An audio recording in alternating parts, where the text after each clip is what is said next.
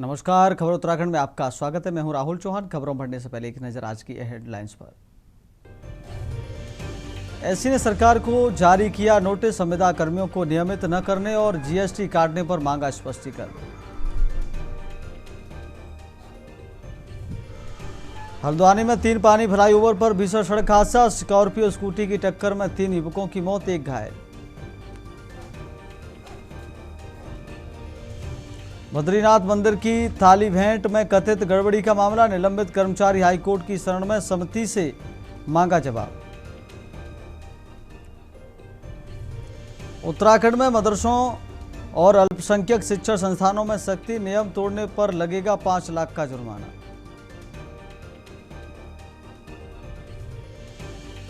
Haridwar police का सघन सत्यापन अभियान, रानीपुर क्षेत्र में एक्शन मोड में दिखी पुलिस, किराएदारों और घरेलू सहायकों का हुआ सत्यापन।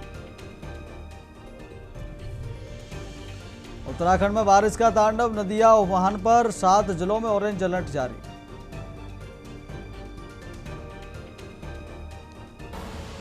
आप देख रहे हैं के न्यूज, खबरों का सारथी।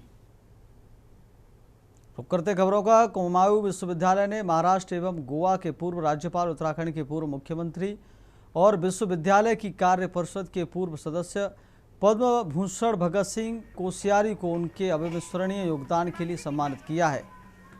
नैनीताल पहुंचने पर भगत सिंह कोश्यारी को कुमाऊं यूनिवर्सिटी में गार्ड ऑफ ऑनर दिया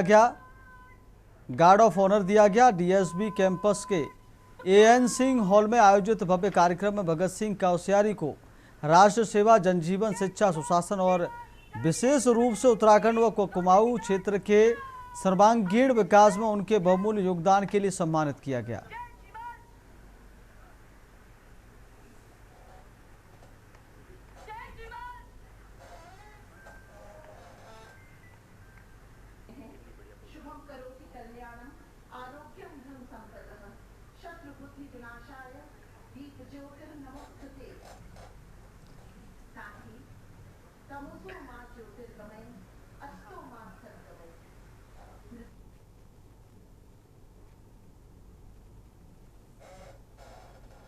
विश्वविद्यालय से सन 60 से जुड़ा हूँ। जब मैंने तभी आगरा विश्वविद्यालय था और अल्मोड़ा कॉलेज में मैंने अपना एडमिशन लिया बीए में, और तब से लगातार जुड़ा हूँ और एग्जीक्यूटिव काउंसिल के रूप में जुड़ा रहा, राजनीतिक नेतृत्व के नाते जो करना चाहिए उसमें जुड़ा रहा। तो अपना एक तो बहुत लगाव है। और ये जो सम्मान है, ये जो वास्तव में प्रधानमंत्री जी ने ये सम्मान भगत सिंह कोश्यारी को नहीं दिया है। ये कोई मैंने इनकी तरह से, तुम्हारे वीसी साहब की तरह से खोज की है क्या?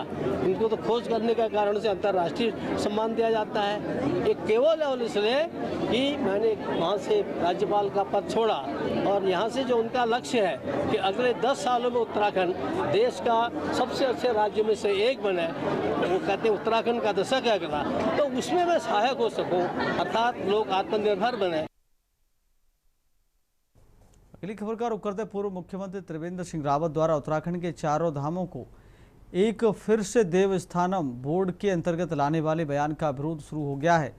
पहले पंडा पुरोहितों और अब कांग्रेस पार्टी त्रिवेंद्र सिंह रावत के विरोध पर उतर आई है। जिला कांग्रेस कमेटी देवप्रयाग ने आज देवस्थानम बोर्ड का विरोध करते हुए त्रिवेंद्र सिंह रावत का पुतला फूंका। जिला कांग्रेस कमेटी देवप्रयाग के जिला अध्यक्ष उत्तम सिंह असवाल ने इस दौरान कहा कि देवस्थानम बोर्ड का पहले भी प्रदेश की जनता, तीर्थ पुरोहितों, हकूकदारियों और श्रद्धालुओं के व्यापक विरोध के कारण वापस लेना पड़ा था।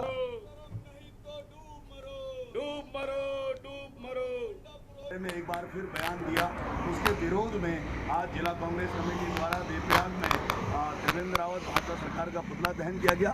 कहीं ना कहीं भाजपा जिस तरह से केदारनाथ में सोना चोरी, बद्रीनाथ में करोड़ों रुपए की चोरी और राम मंदिर में करोड़ रुपए की चंदा चोरी के बाद अब भाजपा की जो कुदृष्टि है वो हमारे चारों धाम के साथ साथ हमारे जो देवस्थानम बोर्ड के अंतर्गत इन्होंने 50 से अधिक जो हमारे सिद्धपीठ, पौराणिक सिद्धपीठ लिए हैं, उन सबको लूटने की है। अगली खबर का रुख करते खबर ढोईवाला से, जहां उत्तराखंड क्रांति दल ने रैली निकालकर शक्ति प्रदर्शन किया।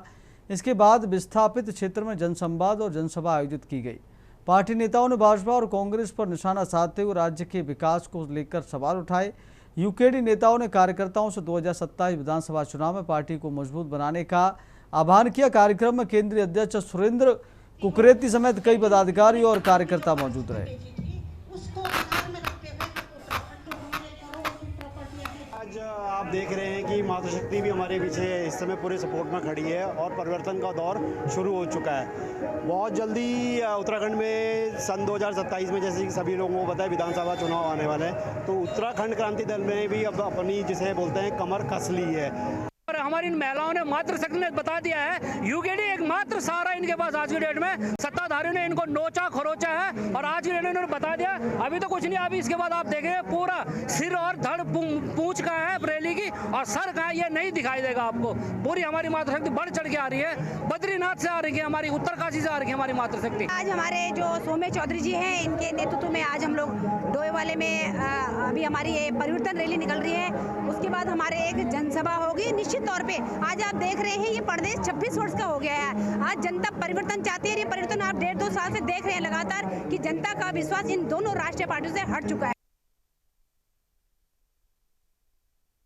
बंगलोर पुलिस ने मालखानों में सालों से लंबित पड़े मुकदमों की कानूनी प्रक्रिया पूरी होने के बाद एक बड़ी कार्रवाई किया। पुलिस ने वर्ष 2007 से लेकर 2024 तक विभिन्न छापों और कार्रवाइयों के दौरान जब्त की गई अवैध शराब को पूरी तरह से नष्ट कर दिया है। यह कार्रवाई सह अभियोजन अधिकारी और वरिष्ठ पुलिस अधिकारियों की मौजूदगी में अंजाम दी गई। पुलिस अधिकारियों के मुताबिक यह कदम न्यायालय के आदेश और पुलिस महानिदेशक के दिशा निर्देशों के तहत उठाया गया है। इसका मुख्य उद्देश्य मालखाने के रिकॉर्ड को अपडेट करना, वहां जमा अतिरिक्त सामग्री का निस्तारण करना और परिसर की सुरक्षा सुनिश्चित करना था। यहाँ पे कोतवाली मंगलौर डिस्ट्रिक्ट हरिद्वार में जो पुराने वाद हैं, जो एक्साइज के मामले हैं, तो उनमें हमारे द्वारा जितनी भी शराब पकड़ी गई है सन 2007 से लेकर 2024 तक के कुल 100 ऐसे मामले हैं जो कि जिनके वाद लंबित नहीं है और ना कोई अपील लंबित है। तो ये माल खाने से हमें निस्तारित करने थे क्योंकि हमारे पास यहाँ पे माल रखने की जगह कम है, जिसमें हमने कोर्ट की परमिशन ली है और आज हम वो माल सारा निस्तारित कर रहे हैं, जिसमें कि 100 ऐसे केसेस हैं जिनके माल रखे हैं और इनके साथ कुछ उपकरण भी है, उनका भी निस्तारण आज किया जाएगा। अगली खबर का रुख करते खबर हरिद्वार से, जहां नगर कोतवाली पुलिस ने भंडारे वाले बाबा के नाम से प्रसिद्ध रमाशंकर गुप्ता का सम्मान पूर्वक अंतिम संस्कार कराया। हरदोई निवासी रमाशंकर वर्षों से हर की पौड़ी क्षेत्र में श्रद्धालुओं के सहयोग से भंडारे आयोजित कराते आ रहे थे। आर्थिक कारणों से मृतक रमाशंकर के परिजन यहां नहीं पहुंच सके, इसलिए पुलिस ने खड़खड़ी शमशान घाट में हिंदू रीति रिवाज से विधि विधान से उनका अंतिम संस्कार कराया। पुलिस की इस पहल की लोगों ने सराहना की।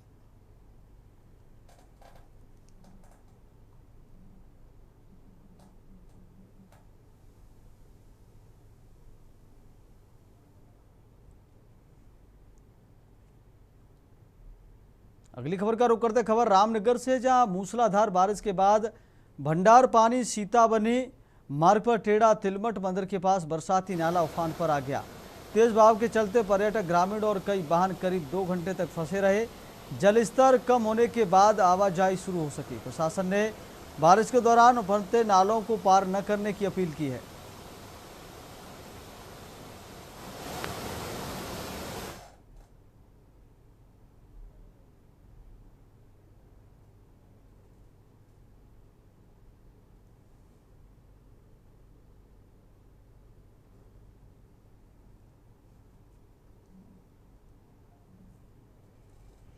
अगली खबर का रुख करते हैं उत्तराखंड में हरीश चमोली को भाजपा प्रदेश मीडिया संपर्क विभाग के प्रभारी की अहम जिम्मेदारी सौंपी गई है। लंबे समय से भाजपा पार्टी के लिए पूरी निष्ठा और ईमानदारी से काम करने वाले युवा हरीश चमोली को भाजपा की तरफ से बड़ी सौगात दी गई है। ऐसा माना जा रहा है कि आने वाले समय में मीडिया और संगठन के साथ तालमेल और बेहतर करने के लिए ये एक बड़ा सार्थक कदम है, जिसके चलते नवयुवा पत्रकारों में भी हरीश के नाम को लेकर खुशी का माहौल साफ तौर पर देखा जा रहा है।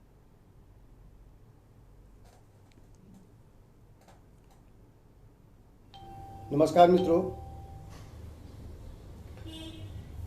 भारतीय जनता पार्टी के प्रदेश नेतृत्व ने मुझ पर विश्वास जताते हुए प्रदेश मीडिया संपर्क विभाग के प्रभारी की जिम्मेदारी सौंपी। इसके लिए मैं आदरणीय प्रदेश अध्यक्ष महेंद्र भट्ट जी का व प्रदेश के माननीय मुख्यमंत्री जी पुष्कर सिंह धामी जी का आभार व्यक्त करता हूं।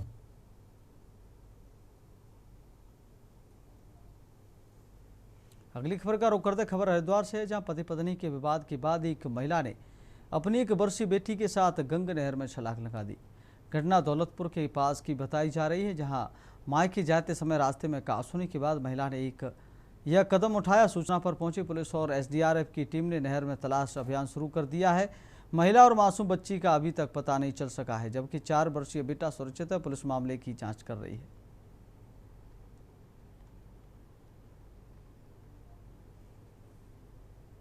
अगली खबर का रुख करते भारतीय राष्ट्रीय कांग्रेस द्वारा रचनात्मक कांग्रेस संगठन का गठन किया गया है, जिसका मुख्य उद्देश्य है कि लोगों के बीच जाकर उनसे संवाद करना और उनकी समस्याएं जानना और उनके समाधान निकालना है, चाहे वह किसी भी वर्ग या जाति से हो। जिसकी जिम्मेदारी पूर्व में कई पदों पर रहे संदीप दीक्षित को दी गई है। अब इसका विस्तार उत्तराखंड में भी होना है। इसी को लेकर देहरादून के कांग्रेस भवन में प्रेस वार्ता कर जानकारी दी गई। वहीं संदीप दीक्षित ने कहा कि रचनात्मक कांग्रेस का कार्य राजनीतिक से ऊपर उठकर काम करना है, जिसके तहत लोगों को अपनी आवाज़ उठाने का मौका मिल सके। रचनात्मक कांग्रेस हर क्षेत्र में कार्य कर रही है, जिससे शिक्षा, स्वास्थ्य, बेरोजगारी, भ्रष्टाचार, पर्यावरण, अन्य विषय भी हैं। साथ ही रचनात्मक कांग्रेस 7 से 8 राज्यों में कार्य कर रही है और आगे अन्य राज्यों में भी संगठन को मजबूत किया जाएगा।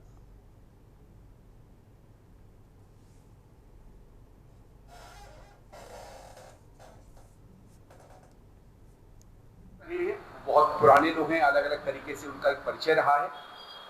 और मैं अपने जो साथी आए हैं उनसे मैं दरखास्त करूंगा, अगर आपकी अनुमति मिले कि 2-2 मिनट 3-3 मिनट वो अपनी बात भी रखें, जिसमें हमारे में कितने रंग के लोग हैं उसका थोड़ा बहुत आपको परिचय मिल जाए। और उसके बाद जो साथियों, कुछ राज्यों में हम लोगों ने अपना जब मैनिफेस्टो बनाया, जिसमें छत्तीसगढ़ प्रमुख था, वो भी जनता के साथ जुड़कर बनाया, तो इससे एक राजनीतिक रूप से भी हमको बहुत सीख मिली। हमारी पहचान दोनों है, हम दोनों पहचानों को स्वीकार करते हैं। अगली खबर का रुख करते कांग्रेस अध्यक्ष मल्लिकार्जुन खड़गे ने संगठन में बड़ा फेरबदल करते हुए उत्तराखंड के युवा नेता प्रकाश जोशी को पश्चिम बंगाल का नया प्रभारी नियुक्त किया है। NSUI, यूथ कांग्रेस और AICC में विभिन्न अहम जिम्मेदारियां निभा चुके प्रकाश जोशी को संगठनात्मक अनुभव के आधार पर यह जिम्मेदारी सौंपी गई है। कांग्रेस का मानना है कि उनके नेतृत्व से पश्चिम बंगाल में संगठन को नई मजबूती मिलेगी। यह नियुक्ति पार्टी के व्यापक संगठनात्मक पुनर्गठन अभियान का हिस्सा मानी जा रही है। प्रकाश जोशी ने कांग्रेस अध्यक्ष मल्लिकार्जुन खड़गे द्वारा पश्चिम बंगाल का प्रभारी नियुक्त किए जाने के बाद पार्टी नेतृत्व का आभार जताया। उन्होंने कहा कि शीर्ष नेतृत्व ने जो जिम्मेदारी सौंपी है उससे पूरी निष्ठा और मेहनत के साथ निभाएंगे।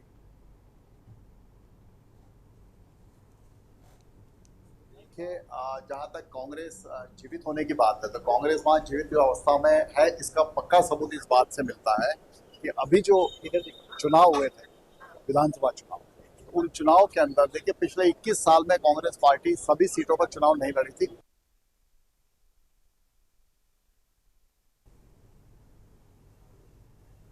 अगली खबर का रुख करते हरिद्वार पुलिस ने नकली नोटों के बड़े नेटवर्क का खुलासा करते हुए पंजाब से 2 आरोपियों को गिरफ्तार किया। इससे पहले कोतवाली नगर पुलिस ने 4 आरोपियों को 84,500 रुपये की जाली भारतीय मुद्रा के साथ गिरफ्तार कर जेल भेजा था।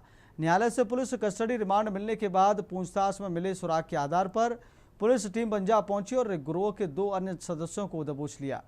आरोपियों के कब्जे से कुल 1,10,000 रुपये की नकली नोट छापने में प्रयुक्त प्रिंटर और एक कार बरामद की गई है।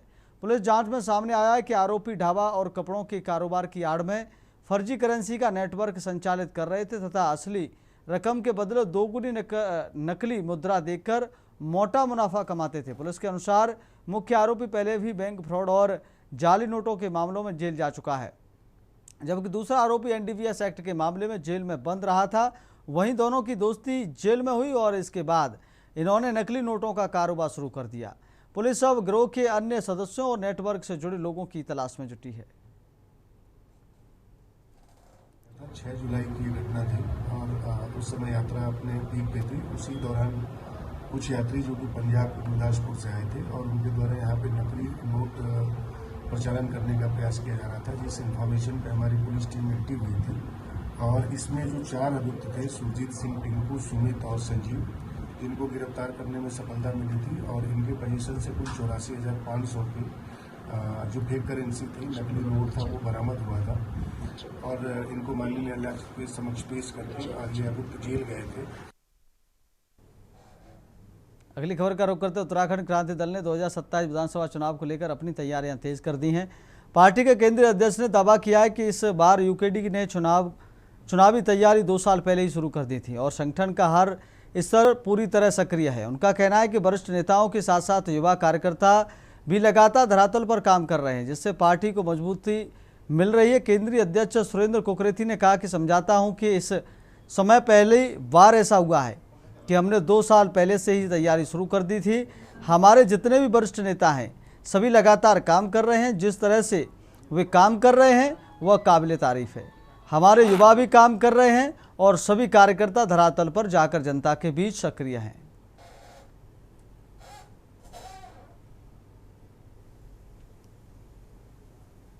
तैयारी चल रही है जो एक राजनीतिक पार्टी की होनी चाहिए, वो चल रही है। और मैं ये समझता हूं कि इस समय पहली बार ऐसा हुआ है कि हम 2 साल पहले से लग गए इस तैयारी में चुनाव की। और हमारे जितने भी वरिष्ठ नेता हैं सब जो है अपने अपने क्षेत्रों में काम कर रहे हैं।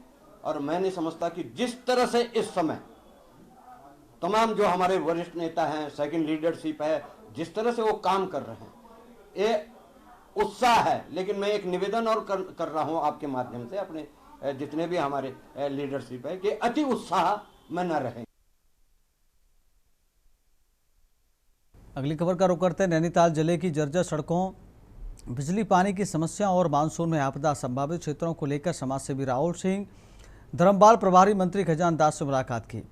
इस दौरान उन्होंने दूरस्थ क्षेत्रों की प्रमुख समस्याओं से प्रभारी मंत्री को अवगत कराया। प्रभारी मंत्री ने भरोसा दिलाया कि सरकार जनता की समस्याओं के समाधान के लिए गंभीर है। जल्दी प्रभारी मंत्री खजान दास जनपद का दौरा कर अधिकारियों के साथ समीक्षा बैठक करेंगे। प्रभारी मंत्री खजान दास ने कहा कि मुख्यमंत्री पुष्कर सिंह धामी स्वयं प्रदेश भर में लगातार भ्रमण कर जनता की समस्याओं का समाधान सुनिश्चित कर रहे हैं। सरकार के सभी मंत्री भी अपने अपने क्षेत्रों में लगातार निरीक्षण कर विकास कार्यों की निगरानी कर रहे हैं। उन्होंने आश्वासन दिया कि जल्द ही वह नैनीताल जनपद का दौरा करेंगी। मानसून सीजन आ गया है और बरसात लगातार आप देख ही रहे हैं, तो इस विषय में मैंने जो नैनीताल जनपद के प्रभारी मंत्री है खजान दास जी से मुलाकात करी और उनसे आग्रह किया, निवेदन किया, क्योंकि अभी वो मैंने उनसे बोला था कि जनपद भ्रमण में वो जब भी आएंगे तो उनके द्वारा जो विभागीय अधिकारी है उनको निर्देशित किया जाए और उनको तत्काल कहा जाए कि जो खराब सड़कें हैं, ग्रामीण सड़कें, चाहे वो रामनगर की बात करें, हल्द्वानी की बात करें या पहाड़ों की बात करें, ग्रामीण सड़कों की स्थिति बहुत ज़्यादा खराब है। लोग लगातार चोटिल हो रहे हैं, लगातार लोगों का जो हादसे का शिकार हो रहे हैं। तो उनसे मैंने कहा कि जो सड़कें हैं उनको तत्काल ठीक किया जाए। रुकेंगे छोटे से ब्रेक के लिए, ब्रेक के बाद खबरों में जल्द लौटेंगे। का सारथी ब्रेक के बाद फिर आपका बहुत स्वागत है। बढ़ते हैं खबरों में। ढोईवाला के भनियावाला ऋषिकेश मार्ग स्थित 7 मोड़ क्षेत्र में प्रस्तावित पेड़ों की कटाई के विरोध में रविवार को विभिन्न सामाजिक संगठनों ने बड़ा आंदोलन किया। प्रदर्शन में बड़ी संख्या में पर्यावरण प्रेमी, स्थानीय लोग और सामाजिक संगठनों के प्रतिनिधि शामिल हुए। आंदोलनकारियों ने विकास कार्यों के साथ पर्यावरण संरक्षण को भी समान महत्व देने की मांग उठाई। प्रदर्शन में फरवादून कांग्रेस जिलाध्यक्ष मोहित उनियाल भी शामिल हुए। उन्होंने प्रदर्शनकारियों के साथ पेड़ों की कटाई का विरोध करते हुए कहा कि विकास परियोजनाओं के क्रियान्वयन के दौरान पर्यावरण संतुलन बनाए रखना आवश्यक है। उन्होंने कहा कि अनावश्यक रूप से पेड़ों की कटाई से बचना चाहिए और ऐसे विकल्प तलाशे जाने चाहिए जिससे विकास कार्य भी प्रभावित न हो और अधिक से अधिक पेड़ों का संरक्षण भी हो सके। आंदोलन के दौरान प्रदर्शनकारियों ने पर्यावरण संरक्षण के समर्थन में नारेबाजी की और प्रशासन से परियोजनाओं के लिए वैकल्पिक समाधान खोजने की मांग की। उन्होंने संबंधित अधिकारियों से जन भावनाओं का सम्मान करते हुए पेड़ों को बचाने के लिए ठोस कदम उठाने की अपील की। प्रदर्शन शांतिपूर्ण ढंग से संपन्न हुआ और पर्यावरण संरक्षण को लेकर लोगों से जागरूकता का संदेश दिया गया। कहाँ से आए? ऋषिकेश। अच्छा, क्यों आए यहाँ पे? क्या हो रहा है यहाँ पे? पेड़ कट रहे हैं। तो इनको क्या करना चाहिए? बचाना चाहिए? गलत हो रहा है? दुख है आपको? इधर देखो, तो पेड़ नहीं कटने चाहिए? क्या होगा अगर पेड़ कटेंगे तो? ऑक्सीजन नहीं ले पाएंगे। ये एक कोशिश है कि मतलब हो सकता है कि हम शांतिपूर्ण कोई भी प्रदर्शन करें तो वो ज़्यादा इम्पैक्ट लाए इंस्टेड ऑफ। हाँ, होप तो करते हैं कि जल्दी जल्दी हो, क्योंकि हमें अच्छा नहीं लग रहा है कि इतने सारे पेड़ कट रहे हैं। मैं अभी जस्ट देहरादून से ही ऋषिकेश आई हूँ, ये 7 मोड़ पे, और जैसे ही मतलब जहाँ पे पेड़ वगैरह सब कट चुके हैं के सब सामने हैं। 150 साल पुराने ये वृक्ष आज नीचे पड़े हैं, कटे पड़े हैं। एक पूरा इकोसिस्टम पूरा बर्बाद कर दिया जा रहा है। सरकार की आखिरकार कैसी ये योजना है कि वो कहते हैं एयरपोर्ट से लेकर हम ऋषिकेश तक इनको काट के 10 मिनट का रास्ता कम कर देंगे। कल गाड़ियां जब यहाँ 150 की स्पीड से दौड़ेंगी तो जाम कहाँ लगेगा? आखिरकार जाम तो ऋषिकेश में ही लगेगा। मैं वैसे मेरा ससुराल उत्तरकाशी से है और मेरा मायका ऋषिकेश से है, और मैं आज अपनी बेटी को लेके यहाँ पे पहुँची हूँ क्योंकि मुझे ये सब देखकर बहुत दुख हो रहा है। मुझे रोना आता है इस चीज़ को देखकर कि जो हमें नहीं चाहिए वो हमें दिया जा रहा है, थोपा जा रहा है। सरकार का ये चीज़ कि 4 लेन चाहिए, कहाँ है यहाँ पे जाम, कहाँ होते हैं यहाँ पे एक्सीडेंट्स। अगली खबर का रुख करते खबर देहरादून से, जहां चक्राता रोड स्थित नंदा की चौकी के पास का पुल पुनर्निर्माण कार्य पूरा होने के बाद एक बार फिर यातायात के लिए खोल दिया गया है। पुल शुरू होने से चक्राता रोड पर वाहनों की आवाजाही सुचारू हो गई है और स्थानीय लोगों के साथ साथ प्रतिदिन इस मार्ग से गुजरने वाले हजारों वाहन चालकों को बड़ी राहत मिली है। गौरतलब है कि पिछले वर्ष मानसून के दौरान हुई भारी बारिश से यह पुल क्षतिग्रस्त हो गया, तो सुरक्षा को ध्यान में रखते हुए प्रशासन ने पुल पर यातायात पूरी तरह बंद कर दिया था, जिससे लोगों को वैकल्पिक मार्गों का सहारा लेना पड़ रहा था और आवागमन में काफ़ी परेशानी हो रही थी। अब पुनर्निर्माण कार्य पूरा होने के बाद पुल पर वाहनों का संचालन शुरू कर दिया गया है।